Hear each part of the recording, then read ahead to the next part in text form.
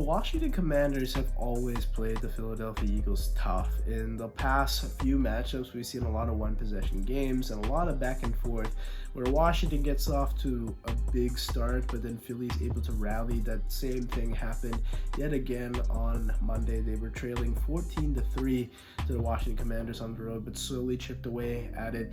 And this is mainly thanks to just the stellar play of A.J. Brown, who we'll get into a little bit later, but also this defense who made timely turnovers when necessary. Jalen Hurts has looked like a little bit all over the place to start this year, but this was probably his best passing game.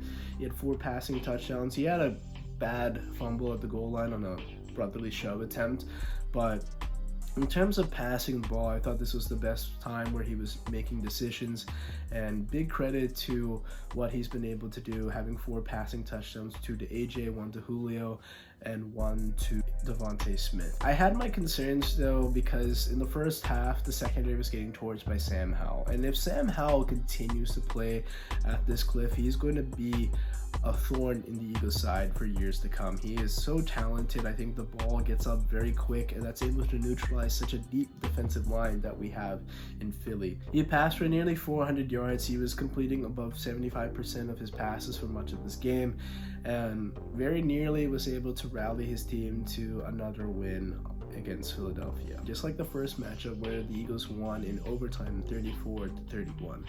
In this game, again, it was tricky, but as the Eagles were able to improve with defensive stops, including an interception by Reed Blankenship, who was having a terrible game for much of this ball game with just getting beat in coverage, not making plays, but that interception turned the game on its head. When it was tied after Smitty scored the equalizing touchdown, we thought, game on, 24-24, anyone's game. But that interception turned the tide for the Eagles' favor. They were able to get the go-ahead touchdown to Julio Jones, and then that defense can pin its ears back now that they have a lead to protect. And Haason Reddick, who's been probably the Eagles' defensive closer as of late, did so again. He had a crucial 4th down sack that evaporated any sort of Washington Commander comeback hopes. So Haason has looked so good in the past 4 games. After the first month where he was dealing with that thumb injury near the cast, he was clearly a shell of himself. But